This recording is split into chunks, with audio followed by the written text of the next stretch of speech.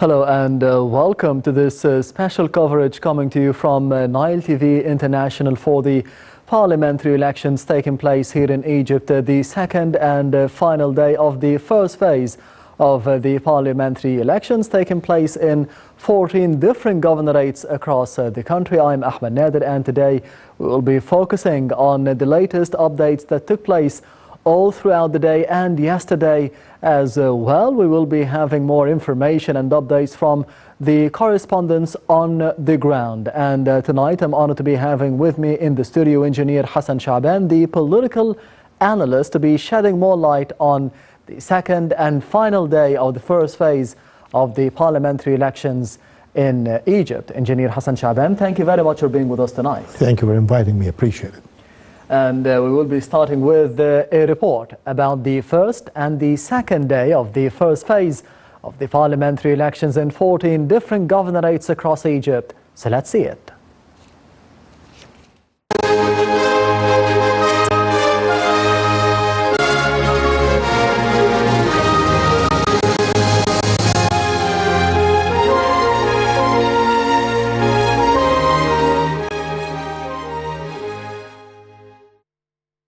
Egyptians went to polling stations for the last and final day to vote in the first phase of the new House of Representatives elections.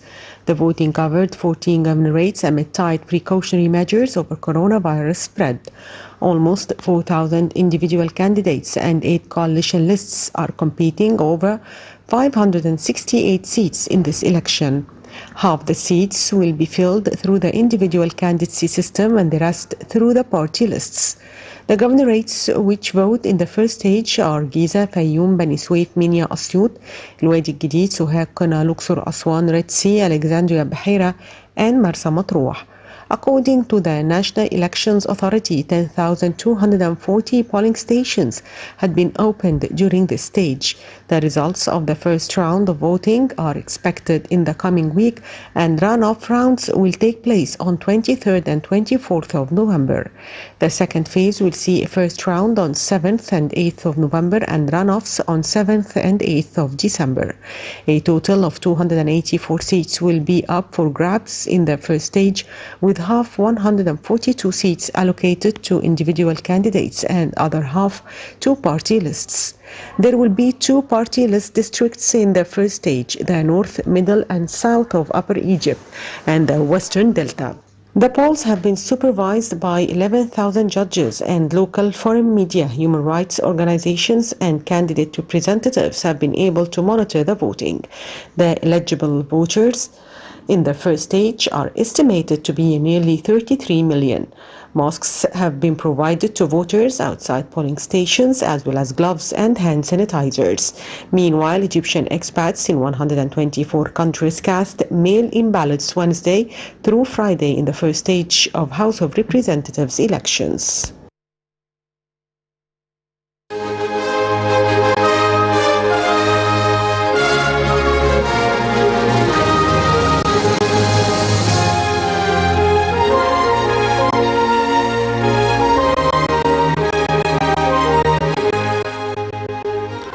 Welcome back. You're still watching the special coverage coming to you from Nile TV International regarding the parliamentary elections, the second and final day of the first phase of the elections taking place in 14 different governorates across Egypt. We did see a report about the latest updates that took place on Sunday and before that on Saturday. And Engineer Hassan Shabaan is here with us tonight to be shedding more light on the latest updates. Engineer Hassan Shabaan, how did you see the voting process in general on Saturday and on Sunday regarding the parliamentary elections? Actually, I have to admit it. The organization of the voting process was perfect. Actually, there are no complaints about that. Even the remote areas were served well in this particular thing. I don't really have any special negative remarks on this particular issue, because definitely we've accumulated a lot of experience in this thing. Geographically, yes, the the 14 governors were covered in a very good manner. I was hoping to see more voters in the locations of the ballot boxes, actually. Yes, we can see live footage and live coverage from different governorates and different polling stations as the counting process of the votes has already started in different governorates. As Engineer Hassan Shabaan said, we have 14 governorates in the first phase of the parliamentary elections across Egypt. Giza, Fayoum, Beni Suef, Al-Minya, Asyut, Al-Wadi Al-Gadid, Sohag, Qina, Luxor, Aswan, the Red Sea, Alexandria, Bahira, and Marsa Matruh. Those were the 14 governorates that we are having live coverage from, and the counting process has already started in different governorates. Engineer Hassan Shabaan, so speaking about the participation in the elections, the brackets and the different brackets of the Egyptians participating in these elections, the elders, the women, how did you see them? Well, actually, you actually touched both.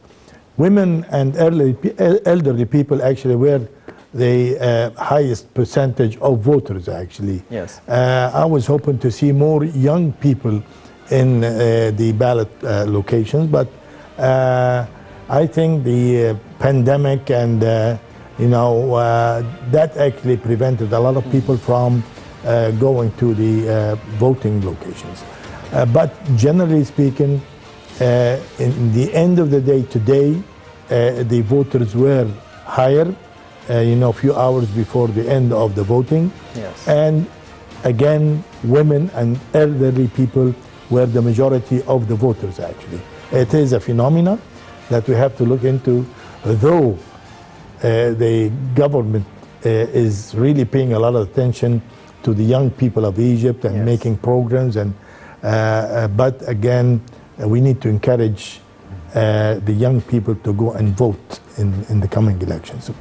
You've touched on a very important situation that is happening all over the globe, the coronavirus pandemic. We have the parliamentary elections. Earlier we had the Senate elections as well. How do you see the measures taken, the restrictions that were made to be having more socially distanced experience when it comes to be voting and participating in the first phase of the parliamentary elections? To be honest with you, in the beginning, I was not very optimistic, performing elections in this particular time. Yes. But surprising, everything went smooth.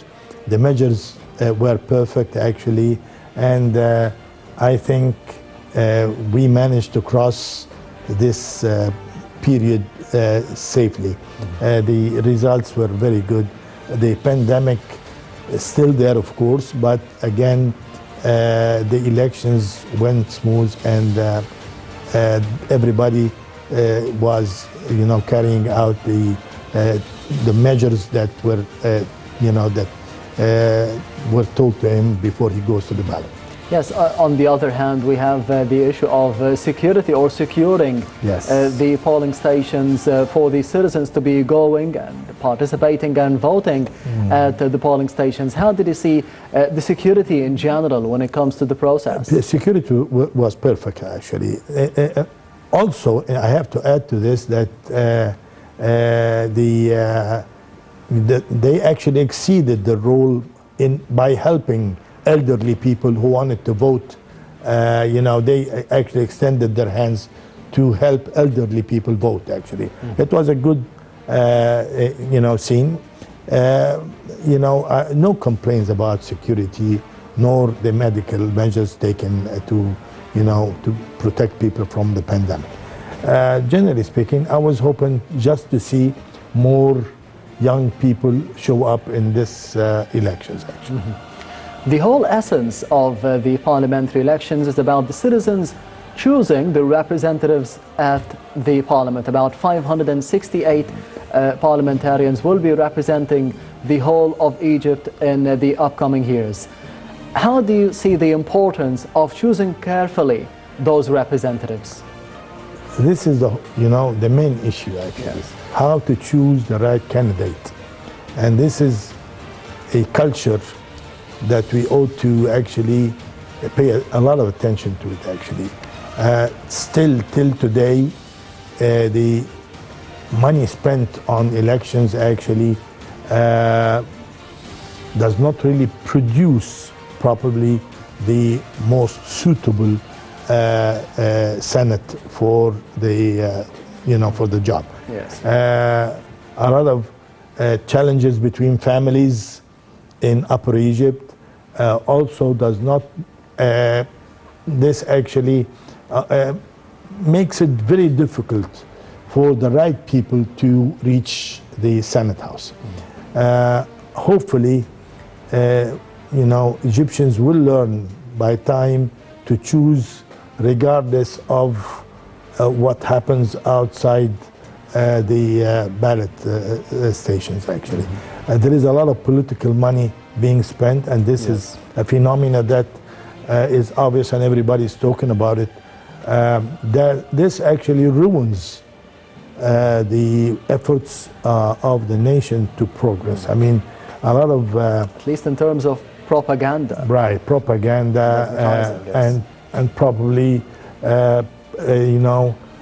political bribes actually to poor people in forms of food, whatever it's given away. Yes, this takes us to a very important question, the orientation or the awareness of the citizens. Do you think that this has changed for the Egyptian people when it comes to be choosing a representative at the House of Representatives or the Parliament, to be choosing a lawmaker who will be having a legislative role across 4 years, and not just someone who would give me services and, as you said, food packages? Actually, this is a very good question. I don't think that the Egyptians actually matured enough. In spite of the last 10 years, I thought that we went through a lot that will actually produce a mature community capable of producing the right senates for the House.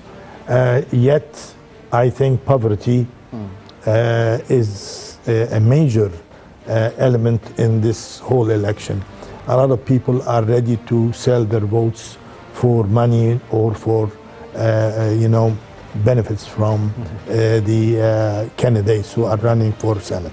And this actually hurts the people more than anything else, because you're voting for somebody who's not, who's not capable of giving you anything. He's not a lawmaker. He doesn't have the experience. He's just running for the prestige probably, or for the immunity, the political and parliamentary immunity.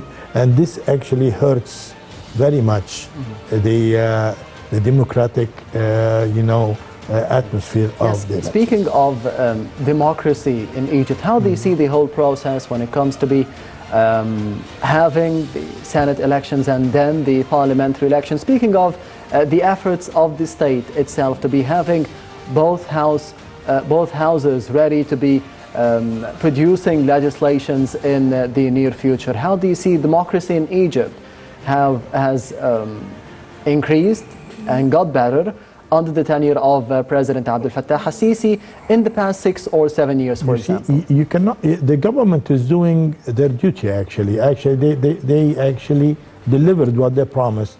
Yes. There was elections for the upper Senate House and the lower Senate, which is going on right now.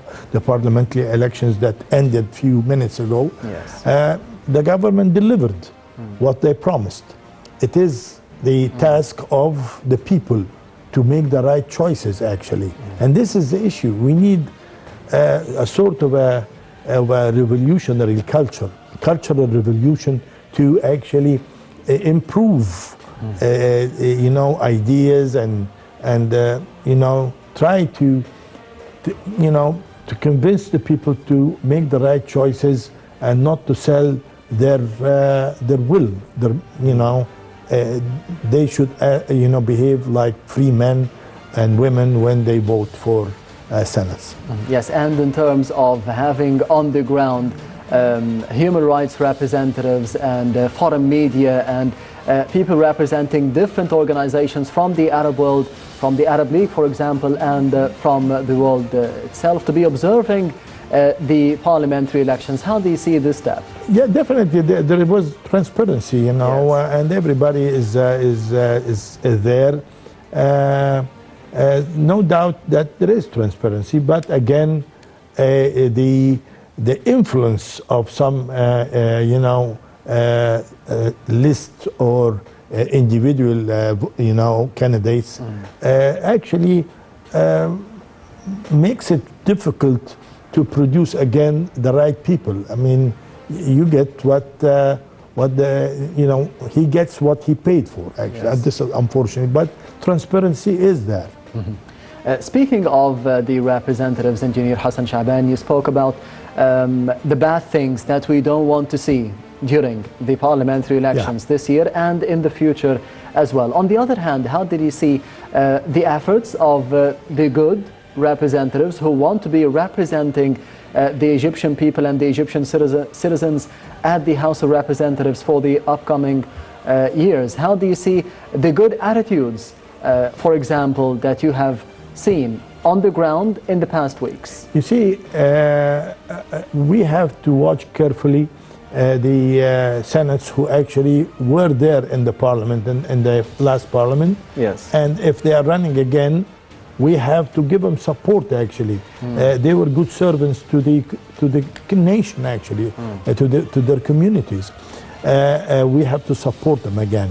You know, the last parliament actually issued a lot of laws, and you know, they worked hard, actually. Yes. There is no doubt. And the number of laws is astronomical. You know, it's just a huge number of laws, actually. Yes. But again, I would like to see a committee formed to filter the old laws, because you know we have you know, a huge number of laws right now. It's very difficult to cope with what we have. We have laws like 120 years old, actually. So we need actually a very active parliament that actually issues laws, that actually cancels, and you know, the old laws, and we have a fresh books, actually, law books, and that's it.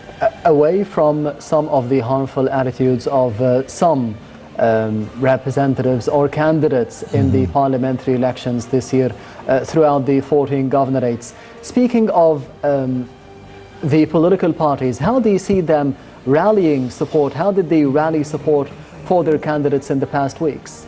The only positive thing that I see is the coalition between the parties in lists. Yes. Finally, which yeah, this is what the President Sisi actually wanted from the beginning, to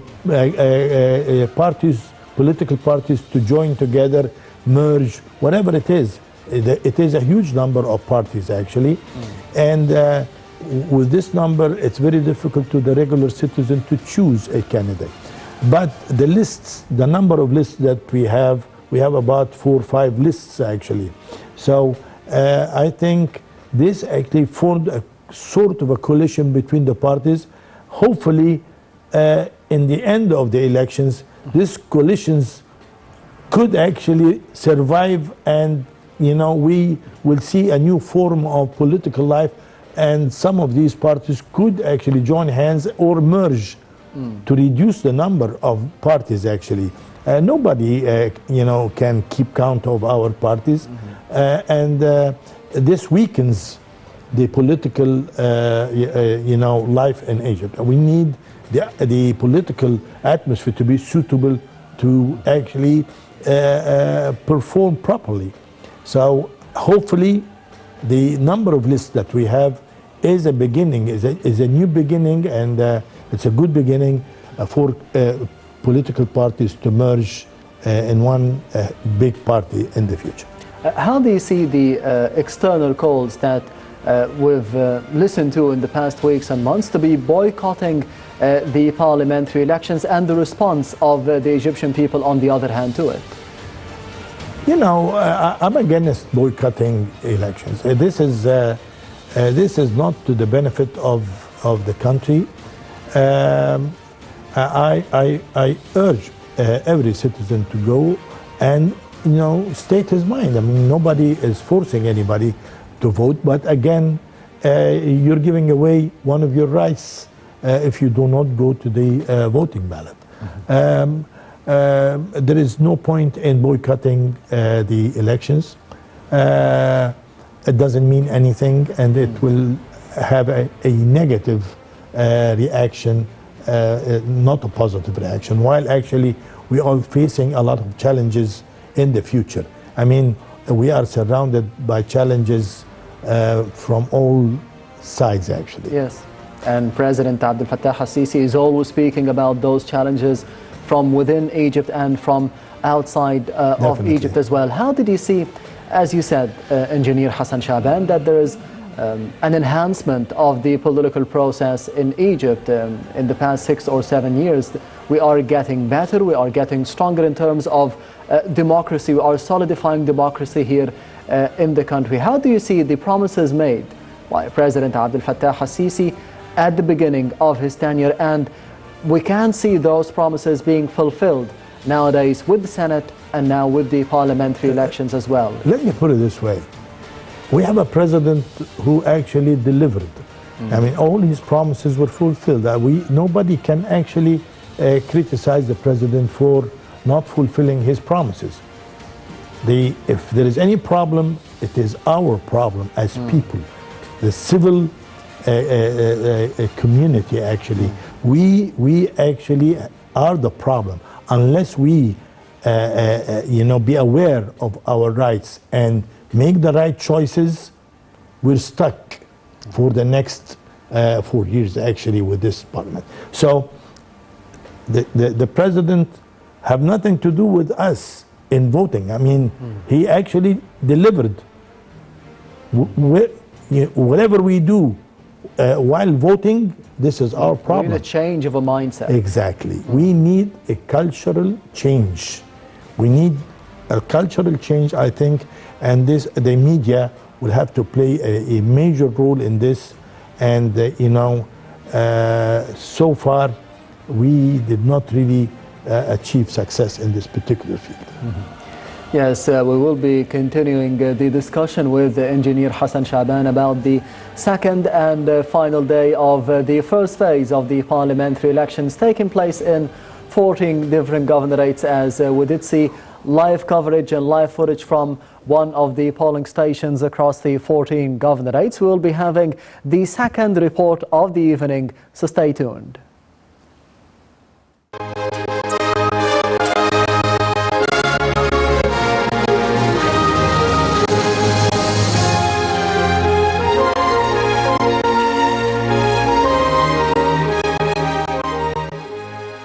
A total of 570 foreign reporters representing 166 media outlets from around the world have been registered to cover the Egyptian House of Representatives election.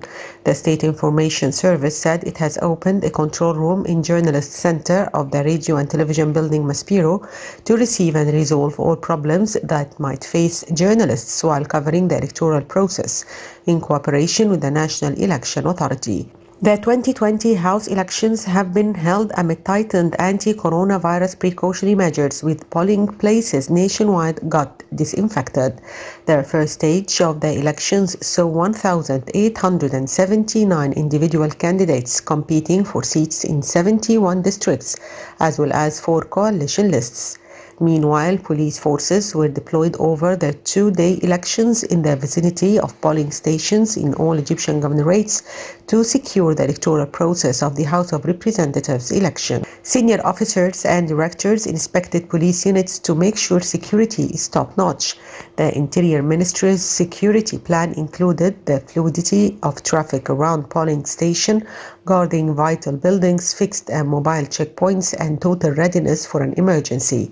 Police women have been also witnessed outside polling stations across different governorates to assist in securing the voting process and maintain security preparations.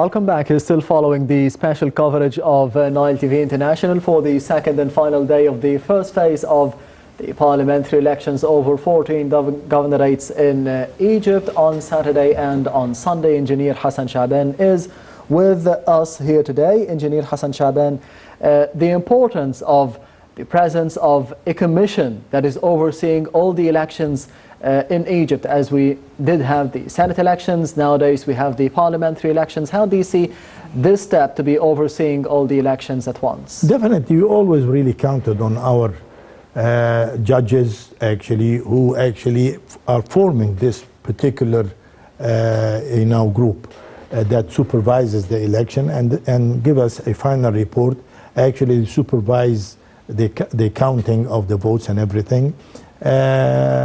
We all trust, our judges who are in this committee, and it's been always there. I mean, we do not have a substitute for that, and the people will not even accept a substitution for that. I think, we all agree that they're doing a good job. On the other hand, the system itself, the individual system and the party list system, the coalitions that are vying for the seats in the parliamentary elections this year, how do you see the importance of having a variety of both of them at the same time, and how do they both work at the same time? Actually, some individuals actually were hoping to join a list. Yes. But the list is limited because, it is made out of a coalition, a number of parties. So if the individual was not listed in this particular list, he would run as an independent candidate. Yes. I think, the list system will guarantee a minimum representation for the parties, actually. At least everybody will be, represented in the parliament. The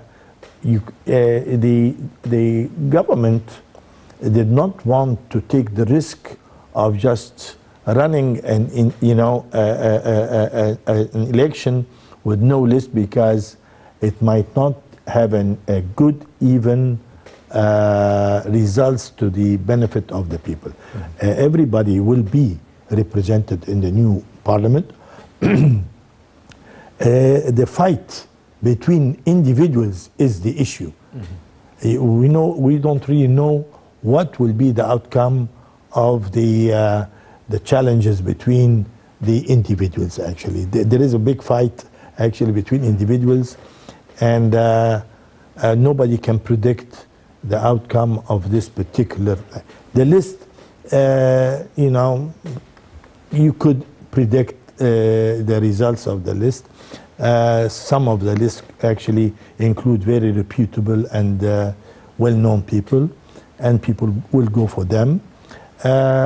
Hopefully, the best man wins, and as they say. Hopefully, we make the right choices. I think we will see surprises in this elections, actually. Yeah, speaking of the last parliament or the outgoing parliament, what were the main legislations made by this parliament and the main challenges that was faced by them? Actually, the main law they managed to get out is the civil service law, actually. Yes. This is the main law, actually, they issued in the last parliament. Of course, the task they faced was, of course, the Tehran and Sanafir issue in the beginning of their session, actually, in the first year. But it was a difficult period. These 4 years, actually, were very difficult for the parliament.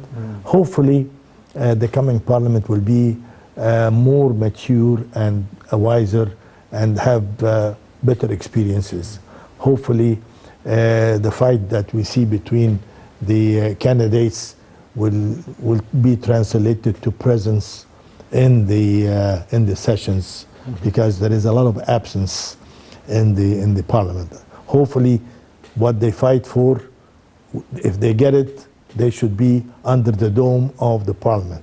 Yeah, speaking of the incoming parliament, in your opinion, what is the agenda, the expected agenda of this parliament and the possible legislations that would be discussed early on? I think definitely there is a workshop in the parliament and the upper house, the Senate house. They will work together.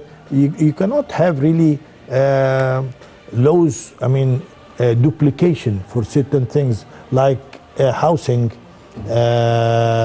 laws, actually, the old law, the rent law, yes, and the new rent law. It's contradicting. You cannot really have two laws in one country. It's very difficult, as if you're running two countries. You need to, actually the government will benefit from this, yes, because once you have one law, you're going to apply one tax, one type of tax over everybody. It makes it easy for you. The system will be easier instead of having two different systems because you have two laws. This is the thing. So you're going to have to look into a lot of things, actually. I think the coming parliament will be more professional than the old parliament, and we expect a lot from the coming parliament. We can see as we speak different footage from different polling stations across the country. As I said in the beginning, the second and final day of the parliamentary elections is taking place in 14 different governorates, which are Giza, Fayoum, Beni Suef, Al-Minya, Asyut, Al-Wadi Al-Gadid, Sohag, Qina, Luxor, Aswan, Duratsi, Alexandria, Behaira, and Marsa Matruh. We have footage from two different polling stations at the same time where the vote counting has begun there in different governorates and in various polling stations as well. What are the main challenges, in your opinion, that will be lying ahead for this parliament? Actually, this parliament will have to be, completely aware of the task that the country is facing, development. We need more free economy. We need to encourage investors to come to Egypt. We need to really consider very ambitious laws and rules to develop Sinai. Yes. Hopefully we will be able to get an agreement with Ethiopia on the Renaissance Dam, and this lucky parliament will approve this treaty, the new agreement between us. Hopefully everybody will turn to be happy out of the outcome of this new agreement that I think will be achieved due to the new circumstances which is happening nowadays. We've spoken about the different brackets participating and voting at the parliamentary elections across those 2 days. Speaking of the young men and the young women of Egypt, as President Abdel Fattah al-Sisi is always addressing them, is always having youth forums for them to be participating and having more engagement in the political life. Yes, exactly. How do you see their participation and their future participation, not just in the parliamentary elections, but the efforts themselves of President al-Sisi? How have they come to fruition on the ground? I think there is a very important role that the political parties will have to play. They have to have very attractive slogans, principles to attract the young people. You have a huge number of parties, but so far the young people did not join these parties yet because nothing really impressed them, nothing attractive, nothing bright to attract them to these parties. Once a party will come up with new ideas that really touches the young people of Egypt, definitely I don't doubt that the young people of Egypt will join this party. We need to be realistic, get away from empty slogans, I mean, very big words and empty meanings. We need to impress the young people of Egypt and attract them and be serious, because the future lies within the young people of Egypt. And unless this will be translated to principles that the parties will announce, I don't think that the young people will know their way. Once a party announces his principles and his program, I think the young people will join, and we will see a lot of things. I would like to add something, actually. Yes.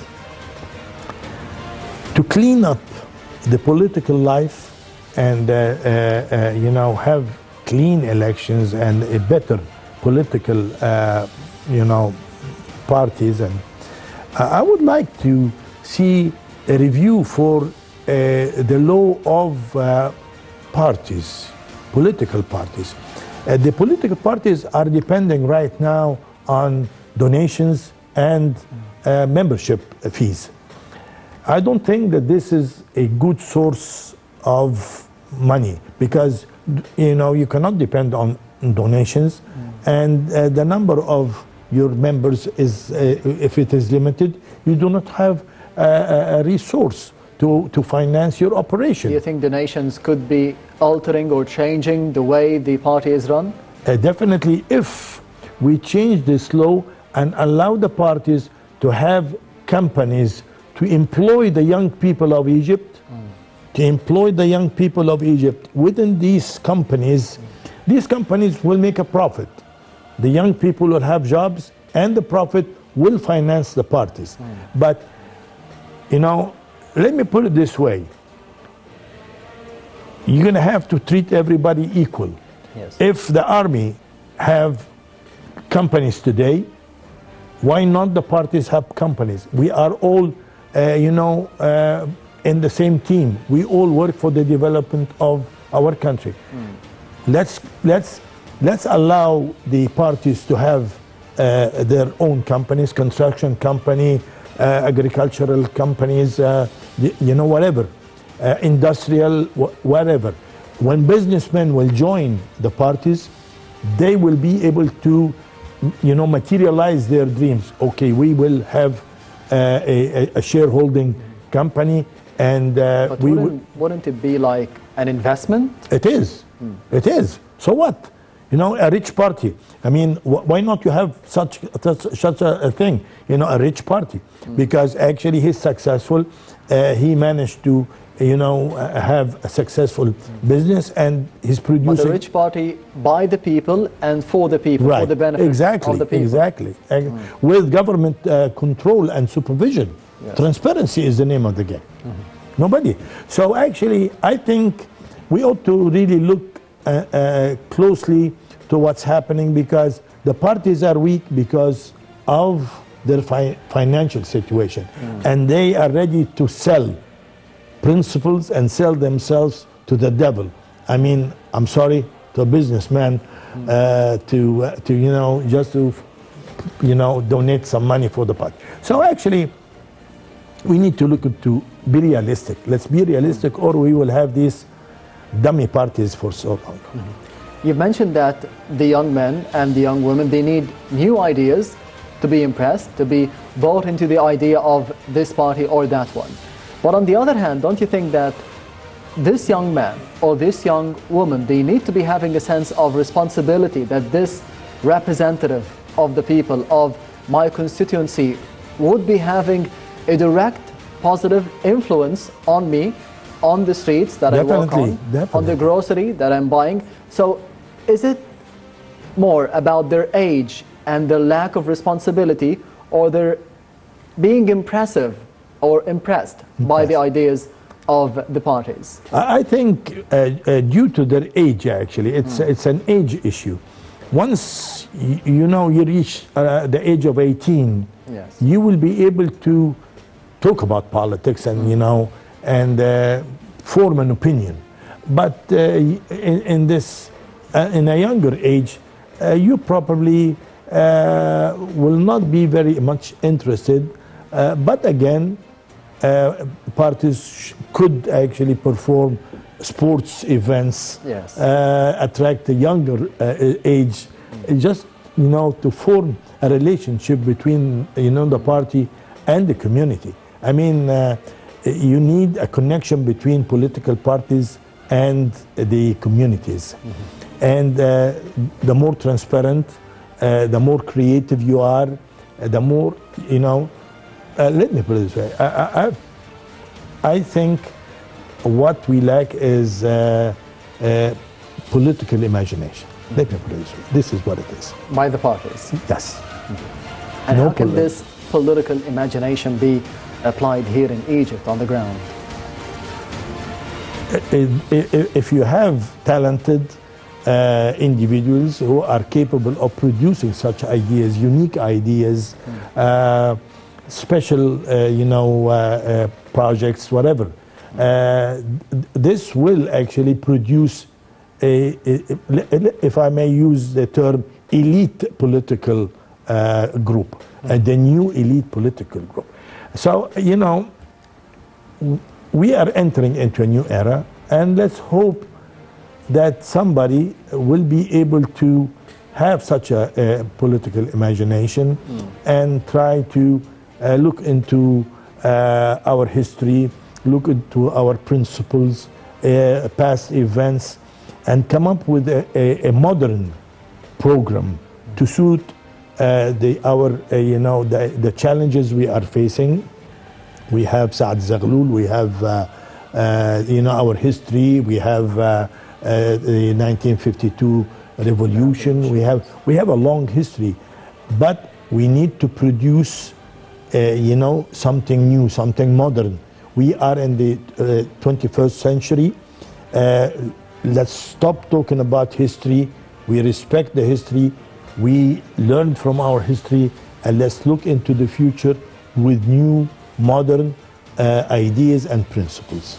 Yes, and speaking of the past, present, and future of Egypt, we did see the women of Egypt shaping the future of the country in 2013 and 2014 in previous recent elections. How do you see their participation, not just in the election, in the cabinet, in the society as well, and as you said, the term, the imagination, to be not just imagining politics, but to be imagining the future of the country and realizing it at the same time? I'm a great believer in women capabilities, to be honest with you. What I've seen, a successful woman will achieve a lot more than a man. Let me put it this way. Women do not lack transparency. Yes. They probably enjoy more transparency than men. They want to prove themselves. When they get a responsibility, they actually fulfill the requirement of their post. I really appreciate the role of women that they're playing right now in Egypt. I hope we have more discoveries, because actually our government today is actually having a number of lady ministers. Yes. And they're all very successful. Hopefully, we will see new names, and let's keep our fingers crossed. In the future, we might see women in very serious positions in the future.